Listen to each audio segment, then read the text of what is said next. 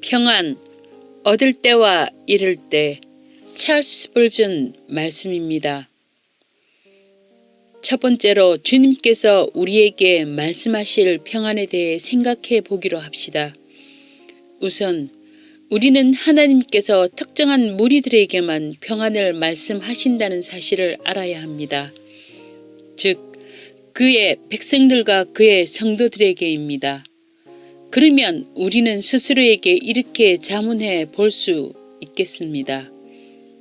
나는 주님께서 내게 평안을 말씀하시는 음성을 들어본 적이 있는가? 평안의 복음을 듣지 않는 자는 절대 복음 안의 평안을 알지 못합니다.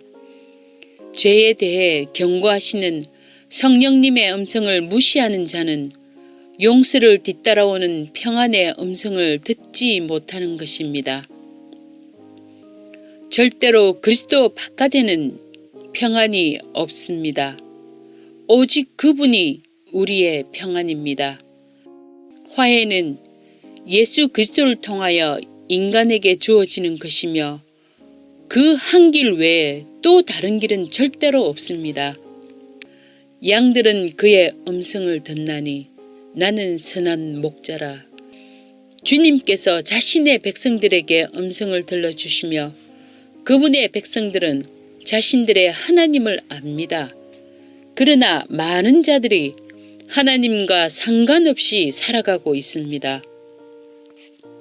그들은 무신론자라고 불리는 것을 싫어하지만 그들은 실상 무신론자에 불과합니다.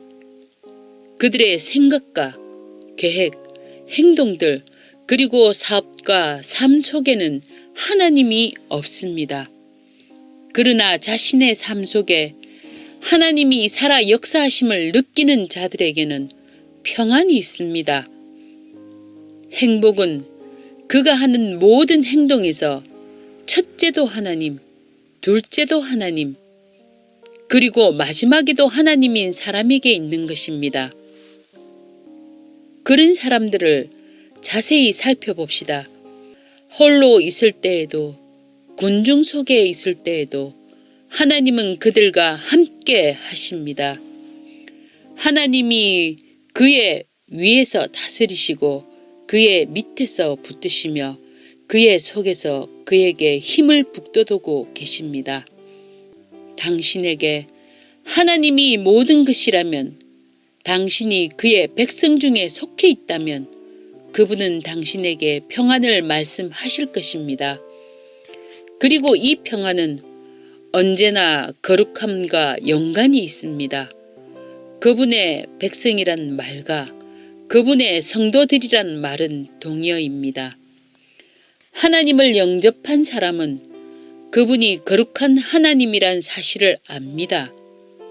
그래서 그는 거룩하기 위해 늘 힘을 씁니다. 성도의 지위에 걸맞지 않는 삶을 사는 자는 그분께 평안을 기대해서는 안 됩니다. 어리석고 조심성 없고 불경건한 삶을 사는 성도가 있다면 그는 마음에 많은 의심을 품고서 세상 풍조에 이리저리 휩쓸려 다니는 자에 불과할 것입니다. 하나님은 말씀하셨습니다. 악인에게는 화평이 없느니라. 그러나 그분의 백성들에겐, 거룩한 생활을 영위하는 자녀들에게는 그분의 입에서 나오는 말씀으로 평안을 지켜주실 것입니다. 혹자는 또 이렇게 말합니다. 저는 어리석음에서 돌이킨 것은 확실한데 제 마음속에는 자꾸 그리로 돌아가고자 하는 성향이 있습니다. 압니다. 저 역시 옛 아담이 저를 옛길로 돌이키게 하려고 제 소매를 잡아 당기는 것을 느끼곤 합니다. 그러나 만일 사람에게 이런 경향이 없다면 주님께서 그러나 그들이 다시는 어리석은 대로 돌아가지 않게 하소서라는 말씀을 기록하셨겠습니까?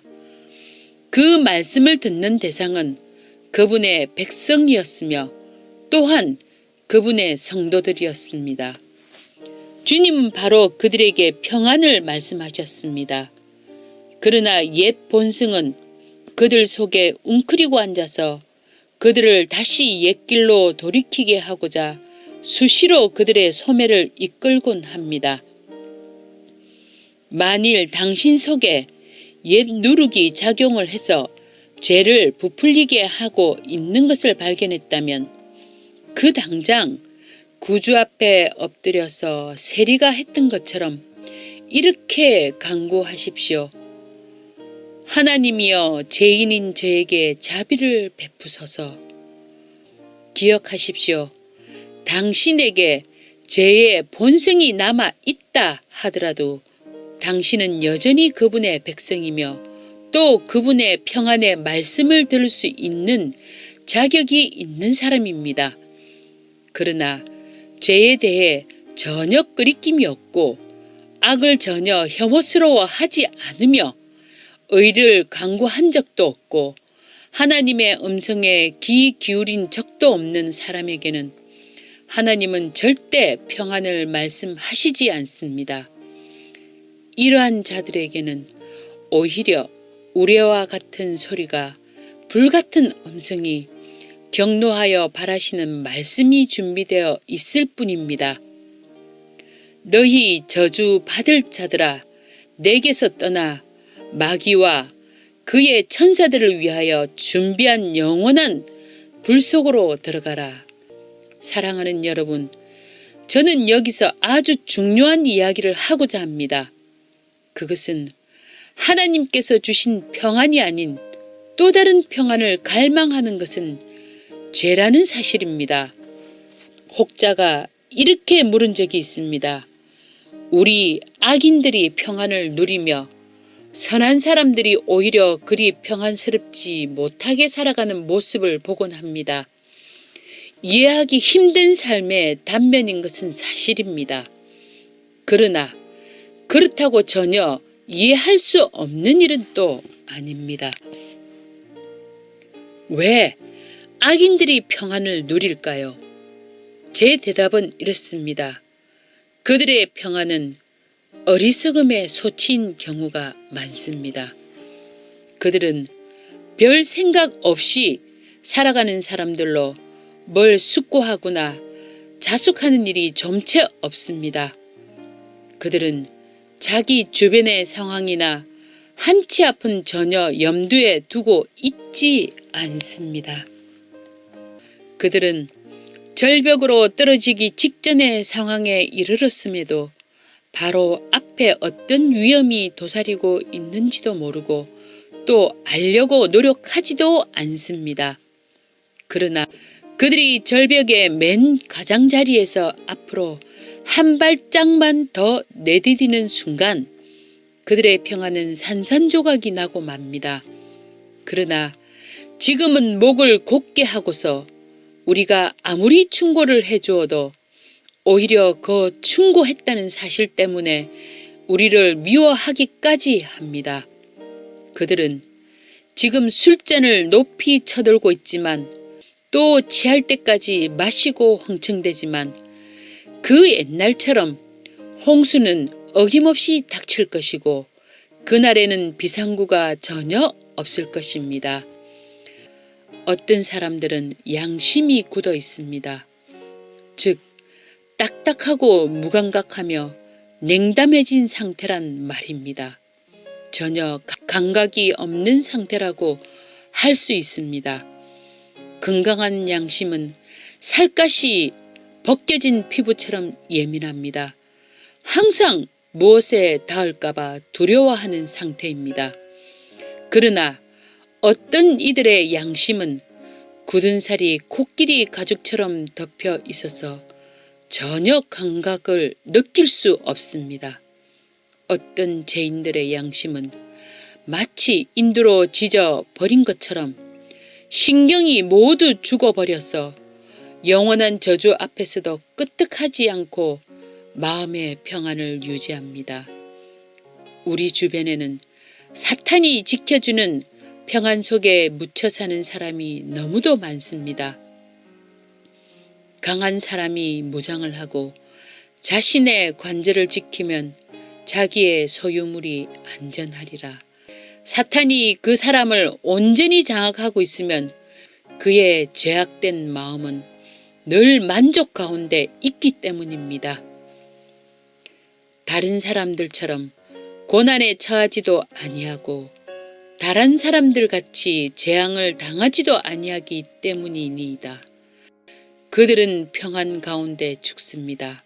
그들은 죽을 때에도 고통이 없고 그들의 힘은 강건하며 그들은 마치 양이 도살장에 끌려가듯이 입 다물고서 조용한 가운데 멸망을 향해 나아가는 것입니다. 그리고 어떤 이들은 우울함의 평안 속에서 살아갑니다. 그들은 그저 모든 것이 운명이르니 하는 생각을 하며 그런 절망이 주는 고요함 가운데 평안을 누립니다. 소름 끼치는 평안입니다. 어떤 이는 이렇게 말합니다. 저는 제 자신이 잃어버린 바 된 혼이란 것을 압니다. 자비를 얻기엔 제 죄가 너무 많습니다. 그러니 제가 뭐하러 분투하면서 선한 길로 나아가야 하겠습니까? 그러나 친구여, 절대 그렇지 않다네. 사탄이 자네를 속이는 거야. 죽기 직전까지는 누구에게나 희망이 있는 걸세. 아직 복음을 들을 일이 없다면 이제 오게. 그리고 주님께 영생을 얻으시게.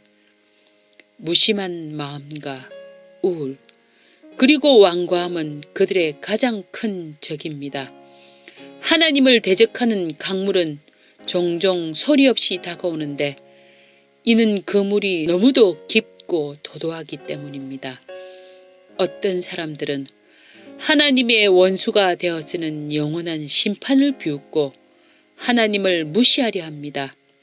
하나님께서 그런 자도 구원해 주시기를 바랍니다. 여러분, 하나님께서 주시는 평안이 아닌 다른 모든 평안들에서 어서 빨리 빠져나오십시오. 지금 하나님께로 나오십시오. 오직 하나님만이 참된 평안을 주실 수 있습니다. 어떤 이가 자신이 죄인임을 느끼고 다가올 진노에 떨고 있다면 그에게 평안을 줄 수 있는 것은 하나님의 음성밖에 없습니다.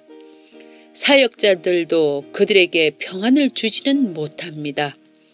저도 종종 고통스러워하는 사람들에게 평안을 주려고 노력해 본 일이 있습니다만 대부분 실패했습니다. 책을 많이 읽어도 소용이 없습니다. 아무리 지혜롭고 우아한 말이 담긴 책이라도 말입니다. 성경과 하나님의 영만이 그에게 평안을 줄 수 있습니다.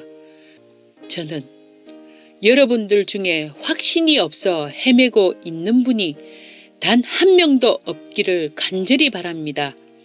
보십시오.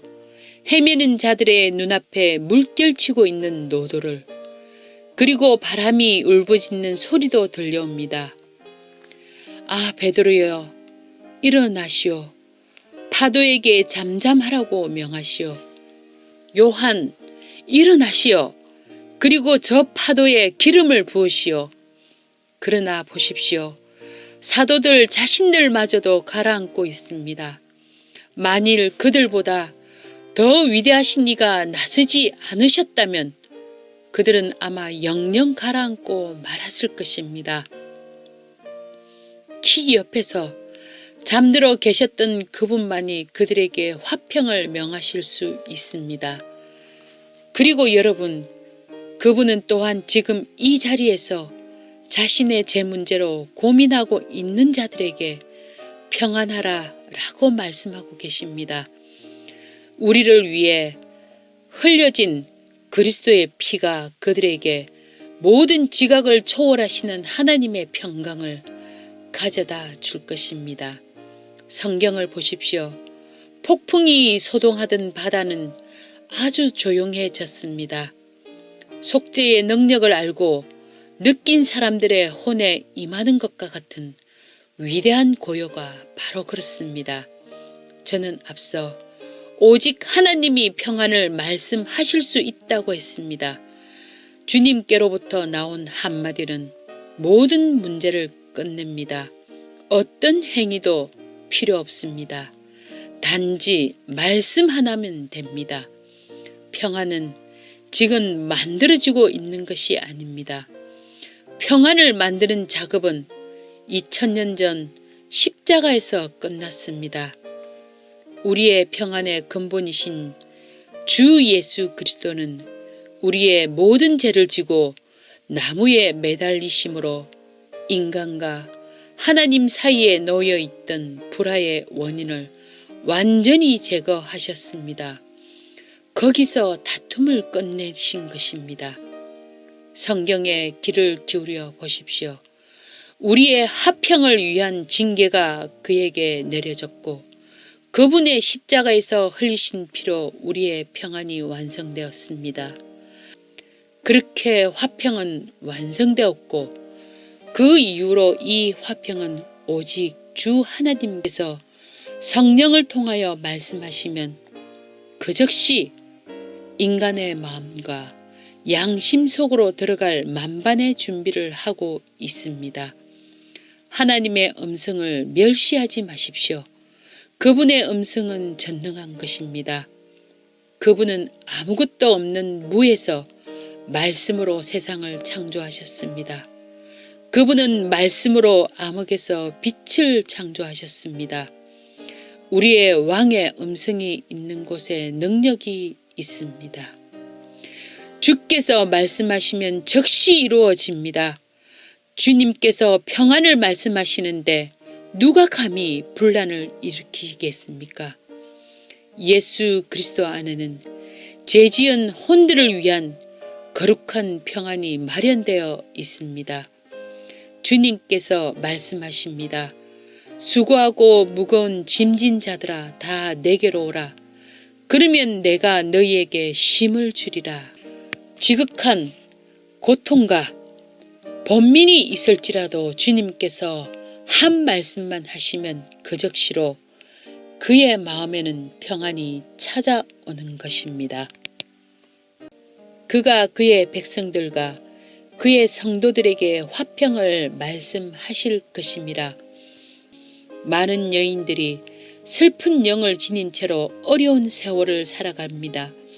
그러나 기억하십시오. 그 팔이 당신을 다시 끌어올리실 것입니다. 오 사로잡힌 딸들이여, 당신의 사슬이 영원하리라고 생각하지 마십시오. 소망을 붙드십시오. 밤이 아무리 깊고 어두워도 시간이 흐르고 때가 되면 빛은 어둠을 물리치러 나오기 마련인 것처럼 하나님께서는 아침의 찬란한 빛과도 같이 어둠 속에 앉아있는 그분의 자녀들을 찾아오실 것입니다. 당신이 고통스러운 영을 지녔다 할지라도 당신에게 하나님의 평안이 찾아든다면 당신은 스스로에게 이렇게 말할 것입니다. 내 혼아, 어찌하여 내가 낙담하느냐? 어찌하여 내가 내 안에서 불안해하느냐? 시편 42편 5절 말씀입니다. 하나님께서 평안을 주시면 마귀는 이를 앗아가지 못합니다. 하나님께서 평안을 불어 넣으시면 이 세상 어떤 풍조도 당신 속에 평안을 날려보내지 못합니다. 이 평안을 누려본 사람들은 이 평안을 천상의 여명 같은 것이라고 말합니다. 하나님의 비단에서 걷는 순간만큼은 사람은 낙원을 걷는 왕과도 같습니다. 그 깊고 높은 그리고 넓고도 끝이 없는 평안이 바로 우리의 것입니다. 하나님께서 택하신 자들에게 누가 혐의를 씌우리요? 어렵다 하신 분은 하나님이시라 누가 정죄하리요? 죽었다가 다시 살아나신 분은 그리스도시라 그분은 또한 하나님의 오른편에 계셔서 우리를 위하여 중보하시느니라. 로마서 8장 33절 34절 말씀입니다. 이 평안은 당신을 왕보다 더 위대하게, 재벌보다 더 부유하게 해 주실 것입니다. 이 평안은 그리스도인들이 복종과 헌신으로 나아갈 때 발에 신는 신발입니다. 그리하면 모든 지각을 초월하시는 하나님의 평강이 그리스도 예수 안에서 너희의 마음과 생각을 지키시리라. 빌립보서 4장 7절 말씀입니다. 아멘.